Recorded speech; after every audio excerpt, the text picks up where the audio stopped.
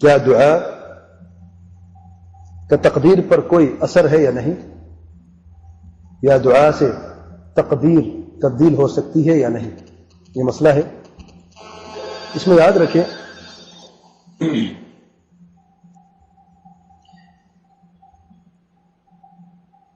تقدیر کو کوئی چیز تبدیل نہیں کر سکتی، یہ بنیادی بات آپ سمجھ لیں۔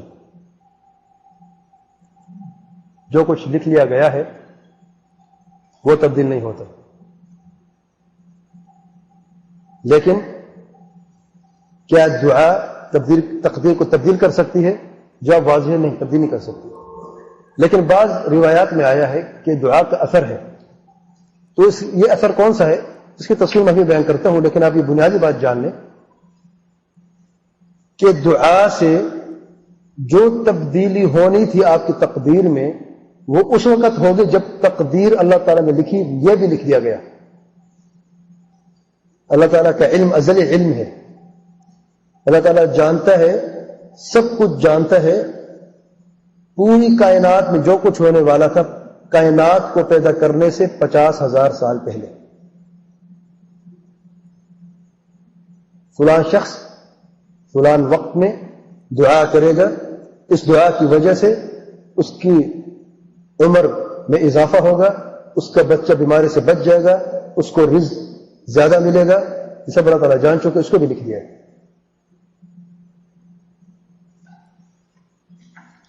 شیخ بن عثیمین رحمۃ اللہ علیہ فتاوی ارکان اسلام صفحہ نمبر 124 میں ان سے سوال کیا گیا کہ کیا دعا کو کوئی اثر ہے اس چیز پر جو انسان پر لکھا گیا اسے پیدا ہونے سے پہلے؟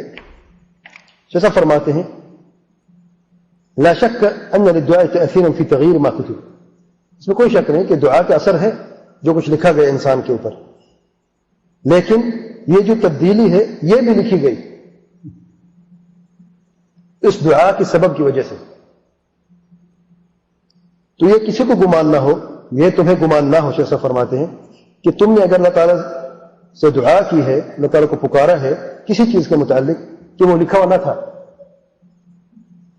بل الدعاء مکتوب، بلکہ دعا بھی لکھی گئی تھی کہ آپ دعا کریں گے، وما يحصل به مکتوب، اور جو اس دعا کی وجہ سے ہوا ہے معاملہ وہ بھی لکھا گیا ہے۔ ولهذا نجد القارئ يقرأ على المريض فيشفى، اس لیے ہم دیکھتے ہیں کہ رقیہ شرعیہ کرنے والا، جھاڑ پھونک کرنے والا مریض پر پڑھتا ہے، دم کرتا ہے، مریض ٹھیک ہو جاتا ہے۔ اور پھر قصہ بیان کیا صحابی کا،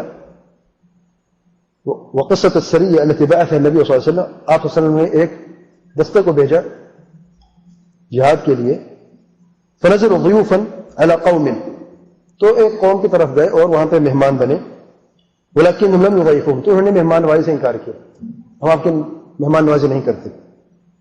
وقدر ان لدغت حیۃ سیدہم فطلبوا من یقرأ علیہم، تو سبحان اللہ اس رات میں ایسا ہوا جو کہ جو سردار تھا کسی زہریلے جانور سانپ بچھو سے ڈس لیا، اب وہ پریشان کیا کرے، تو ان کے پاس ہے، صحابہ کرام کے پاس ہے، اور ان سے پوچھا کیا تم میں سے کوئی ایسا شخص ہے جو جھاڑ پھونک کرتا ہے؟ تو ان میں سے ایک صاحب نے کہا جی میں کرتا ہوں، لیکن ہماری شرط ہے کیونکہ آپ لوگوں نے ہماری مہمان نوازی نہیں کی تو مفت میں نہیں کریں گے۔ بدلہ دیکھیں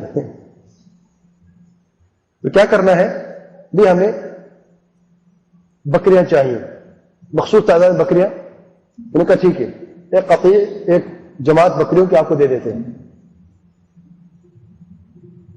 تو وہ سورہ فاتحہ پڑھی گئی، جھاڑ پھونک سورہ فاتحہ سے کی گئی، اور وہ اسی وقت تندرست ہو گیا، ٹھیک ہو گیا۔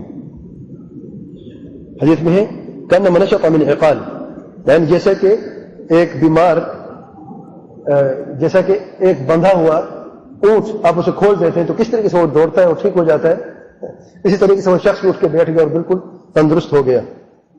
تو یہ جو قرأت ہے جھاڑ پھونک جو سورہ فاتحہ جو پڑھی گئی ہے، اس سے شفا ملی ہے اس مریض کو جس کو تکلیف تھی۔ تو شیخ صاحب یہ فرما رہے ہیں اس کی قسمت میں یہ لکھا گیا تھا کہ وہ مریض ہوگا، یہ لکھا گیا تھا کہ وہ جا کے پوچھے گا جھاڑ پھونک کے لیے، یہ لکھا گیا تھا کہ صحابی پڑھے گا، یہ بھی لکھا گیا تو اسے شفا ملے گی. یعنی اس کا مطلب یہ ہرگز نہیں ہے کہ اس کی تقدیر تبدیل ہوئی ہے سورہ فاتحہ پڑھنے سے. تقدیر تبدیل نہیں ہوا کرتی، یاد رکھیں. یہ سب لوح محفوظ میں لکھ لیا گیا ہے. فللدعاء شیخ صاحب فرماتے فللدعاء تأثیر لیکنہ لیس تغییر للقدر. دعا کی تاثیر ضرور ہے لیکن قدر کی تبدیلی نہیں ہے، تقدیر کی تبدیلی نہیں ہے، تبدیل نہیں ہو سکتی تقدیر. بل مکتوب بسببہ، بلکہ دعا جو ہے وہ بھی لکھا گیا اس کے سبب کے ساتھ جس کی وجہ سے دعا کی گئی. وکل شیء عنده وکل شیء عند اللہ بقدر، اور ہر چیز اللہ تعالیٰ کے ہاں ایک مقرر تقدیر، متعین تقدیر کے ساتھ لکھا گیا ہے. وکذلک جمیع الاسباب، اور اسی طریقے سے جتنے بھی اسباب ہیں، جتنی بھی چیزوں کے ہیں، لہا تأثیر، اس کے تأثیر ضرور ہے. فی مسبباتها، ان کے مسببات پر باذن اللہ، اللہ تعالیٰ کے حکم سے، اللہ تعالیٰ کی اجازت سے. فالاسباب مکتوبہ والمسببات مکتوبہ، تو سبب بھی لکھے گئے ہیں اور مسببات بھی لکھے گئے ہیں.